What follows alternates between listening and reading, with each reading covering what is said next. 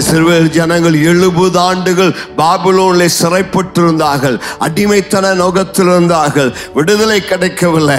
அவளுக்கு தான் அந்த வார்த்தை சொன்னார், உன்னை நான் விடுதலையாக்குறேன், உன்னுடைய சிறையிருப்பை மாற்றுகிறேன், உனக்கு கொடுத்த வாக்குத்தத்தத்தை நான் நிறைவேற்றுகிறேன் என்று சொல்லி உங்களுக்கு வரக்கூடிய தேவனுடைய வார்த்தை, உன் தோலை சுமைக்கு நீங்களாக்கினேன், உன் கைகள் கூடைக்கு நீங்களாகின என்கிற வார்த்தையின்படி உங்கள் வாழ்க்கையில எந்த பாரம், எந்த கவலை, எந்த பிரச்சனை, எந்த சுமை இருந்தாலும் இன்றைக்கு உங்கள் தோலை பாரத்திற்கு, சுமைகளுக்கு நீங்களாக்கி விடுவிக்கிற தேவனாயிருக்கிறார். கர்த்தருக்கு மகிமை உண்டாவதாக.